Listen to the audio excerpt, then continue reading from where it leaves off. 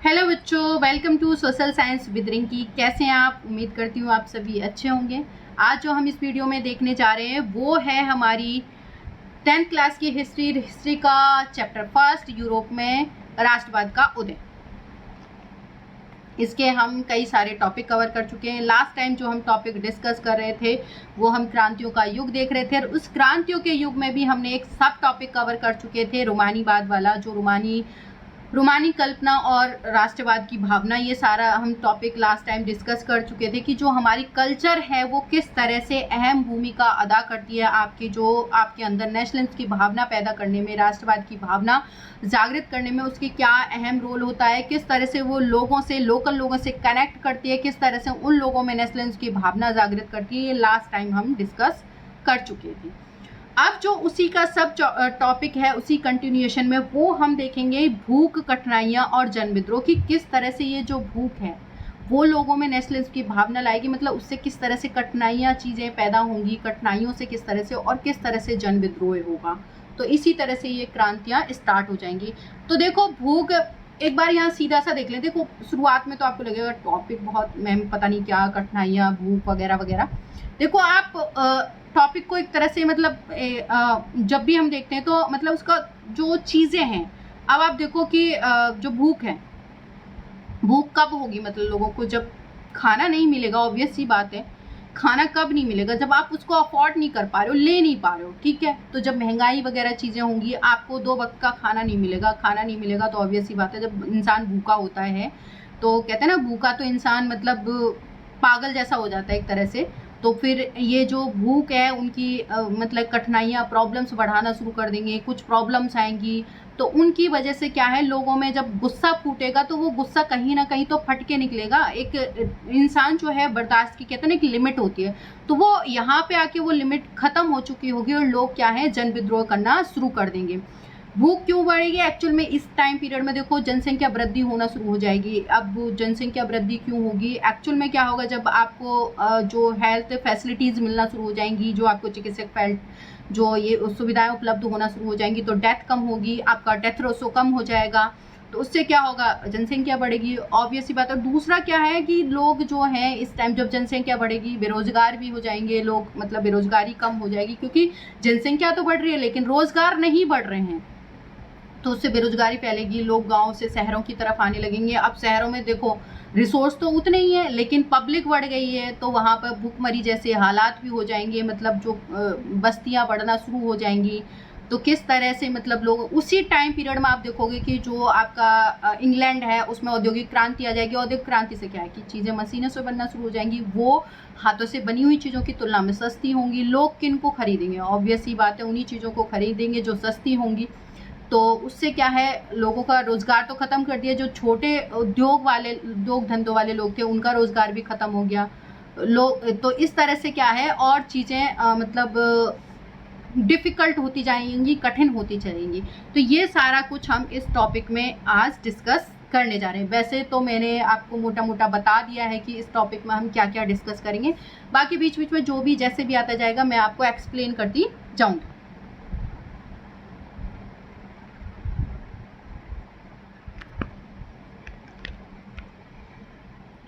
भूख, कठिनाइयाँ और जन विद्रोह। 1830 का दशक यूरोप में भारी कठिनाइयाँ लेके आया था। कि 1830 का जो दशक आया था वो बहुत सारी प्रॉब्लम्स लेके आया था यूरोप में।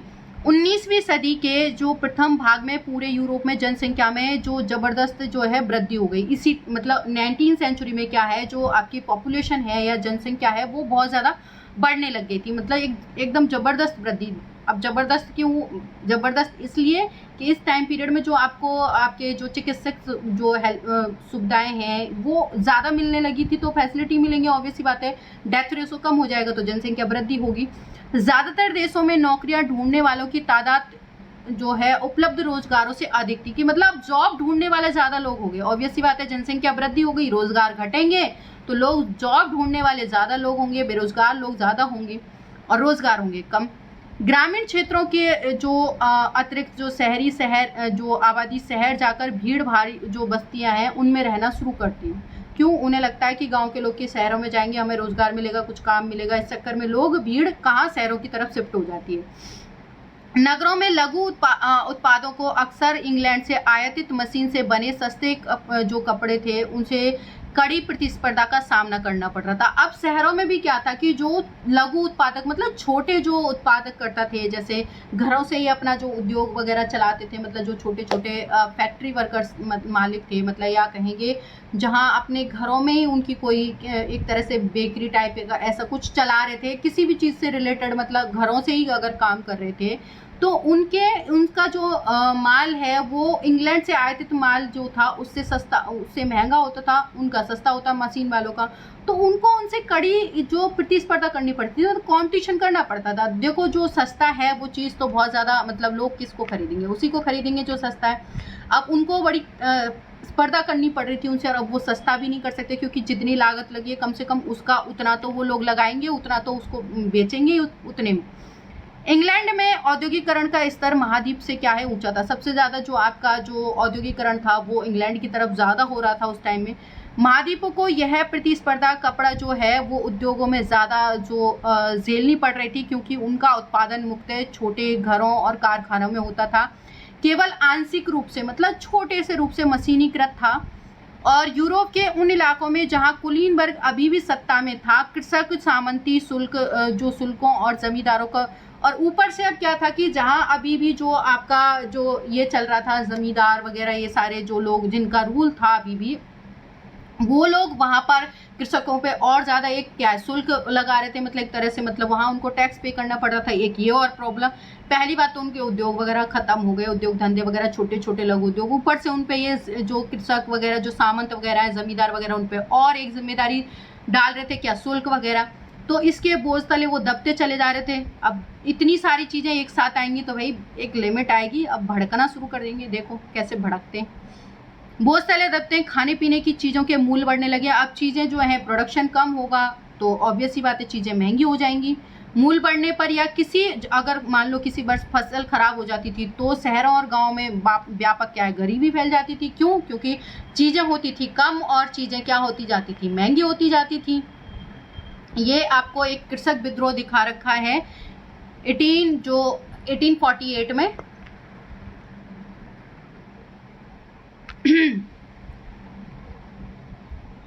1848 एक ऐसा ही वर्ष था कि इस वर्ष ऐसा ही हुआ, मतलब फसलें खराब हो रही थी, टैक्स उन्हें पे करना पड़ रहा था, मतलब उन पे जो सामंत हैं वो उन पे टैक्स थोपे जा रहे थे। दूसरा ऊपर से उनको रोजगार नहीं मिल पा रहा था, तो ऑब्वियस सी बात है अब तो इतनी प्रॉब्लम्स होंगी तो वो क्या है हटेंगे, क्रांति करेंगे। खाने पीने की कमी और व्यापक बेरोजगारी से पेरिस के लोग अब क्या है सड़कों पे उतर आए कि भाई अब तो कोई बात बननी नहीं है, सड़कों पे आ गए। जगह जगह अवरोध लगाए गए और लुई फिलिप्स को भगाने की। अब देखो जब जनता क्या है कहाँ भड़केगी जनता, जो आपका जो शासक रहेगा उस पर ही भड़केगी जनता। तो अब क्या है गुस्सा कहाँ निकल रहा था, लुई फिलिप्स में निकलेगा। वही था ना उस टाइम जो संवैधानिक हमने एक राजतंत्र बनाया था, तो वही उसका लीडर था। तो लुई फिलिप्स को भगाने पर मजबूर कर दिया जनता ने। और एक जो आपकी नेशनल असेंबली बनी थी उसने राष्ट्रीय सभा ने अब क्या है पूरा जो उसको क्या है मतलब एक तरह से यूरोप में जो है उन्होंने गणतंत्र घोषित कर दिया कि अब क्या है नेशनल असेंबली ने कह दिया कि यहाँ गणतंत्र राष्ट्र बनेगा। घोषणा करते हुए 21 वर्ष से सभी वयस्कों को जो पुरुष हैं उनको मताधिकार के मतलब देखो महिलाओं को अभी भी राइट नहीं दिया, अभी भी पुरुषों तक ही सीमित कर दिया जिनकी 21 साल है, सारे वयस्क कर दिए, लेकिन महिलाओं को तो अभी भी वोट का, महिलाओं को तो बहुत लंबी लड़ाई और लड़नी पड़ेगी वोटिंग राइट के लिए, तो अभी आगे हम पढ़ेंगे। तो वयस्क पुरुषों को मताधिकार प्रदान कर दिया और काम के जो अधिकार की गारंटी दे दी गई कि भाई इनको काम का अधिकार मिलेगा। और रोजगार उपलब्ध कराने के लिए जो राष्ट्रीय कारखाने हैं, मतलब जो देश के कारखाने या राष्ट्रीय कारखाने वो स्थापित करना शुरू कर दिया कि भाई ऐसे तो काम चलेगा नहीं, लोगों को रोजगार भी देना पड़ेगा, नहीं तो फिर भड़क पड़ेंगे। जैसे फिलिप्स पर भड़के और उसको भगा दिया, पता चला वो गणतंत्र को ही खत्म कर दें। इससे पहले 1845 में जो सिलेसिया थे ये भी पोलैंड का ही मतलब एक तरह से हिस्सा था, पार्ट था, में बुनकरों ने इन ठेकेदारों के खिलाफ विद्रोह किया था। वे जो मतलब वहाँ के जो बुनकर थे उन्होंने ठेकेदारों के खिलाफ विद्रोह किया था। उसकी वजह क्या थी? उसकी रीज़न था कि ठेकेदारों ने क्या अपने हिसाब से रेट्स कम कर दिए और उनके हिसाब से वो जो भी चीज़ें ले रहे थे उनसे कच्चा माल ले रहे थे। अब धीरे धीरे भाई वो भी भड़केंगे कि भाई इतना कम थोड़ी ना, कि मतलब कम से कम इतना तो दो जो मतलब उनकी लागत लग रही है। तो माल जो देकर वो निर्मित कपड़े लेते थे, परंतु दाम बहुत कम थे। इसलिए जो पत्रकार थे विल्हेम वोल्फ ने, उन्होंने सिलेसिया के एक गांव की घटना का इस प्रकार वर्णन किया है, बताया है एक गांव की घटना कहानी। देखो, एक कहानियां बड़ी इंटरेस्टिंग होती हैं, बहुत अच्छी होती हैं, पढ़ा करो। इन गाँव में 1800 आबादी वाले जो हैं, 1800 मतलब ये जो गांव था वो कितना, 1800 आबादी का गांव था, मतलब 1800 के करीब लोग रहते थे। सूती कपड़ा बुनने का व्यवसाय सबसे व्यापक है और श्रमिकों की हालत क्या है, खस्ता है, मतलब खराब है। काम के लिए वो बेताब लोगों का एक फ़ायदा उठाकर जो ठेकेदार थे, मतलब काम के लिए, अब देखो भाई लोगों के पास अगर काम नहीं होगा तो कहेंगे भाई जितना दे रहा दे दे, बस काम दे दे, हमें रोज़गार दे दे। तो ठेकेदारों ने उसी बात का फ़ायदा उठाया और उनसे जो ठेकेदारों ने बनवाए गए जो जितने भी माल थी उनकी कीमतें गिरा दी। उन्होंने इस तरह से फ़ायदा उठाना शुरू कर दिया था।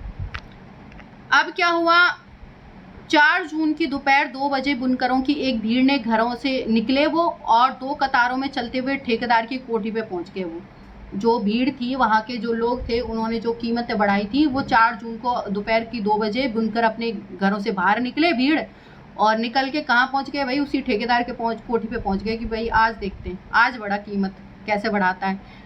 तो वे ज़्यादा मजदूरी की मांग कर रहे थे कि ज़्यादा मजदूरी हमें मिलनी चाहिए। उनके साथ ही काफ़ी जो घृणात्मक व्यवहार किया, जो कभी धमकियाँ दी गई थी, मतलब जो उनके साथ काफ़ी मतलब एक तरह से नफ़रत वाला जो व्यवहार किया, और तो कभी मतलब उनको धमकियाँ भी दी गई थी। इसके बाद यह भीड़ घर से, मतलब भीड़ में घर जब से ज़बरदस्ती घर में घुस गई और चमचमाती जो खिड़कियाँ थी जो उनको तोड़ दिया। फर्नीचर, चीनी मिट्टी के जितने भी, मतलब जो कुछ था ना उस कोठी में, सब तहस नहस कर दिया। चीनी मिट्टी की बनी नफीस चीज़ें मतलब तोड़ दी थी, तथा अन्य गुटों ने भंडार गृह, मतलब जो उनका भंडार गृह था, मतलब जहाँ अनाज वगैरह ये कुछ रखा जाता था, उसमें घुस करके कपड़ों के भंडार को लूट लिया और उनको तार तार कर दिया। ठेकेदार ने अपने परिवार के साथ पड़ोस के गाँव में जाकर भाग गया। अब क्या करे बेचारा, अपनी जान बचाएगा, वहाँ से भागेगा कि इतने लोग आ गए, उस पर चढ़ गए तो अब गाँव में जाएगा।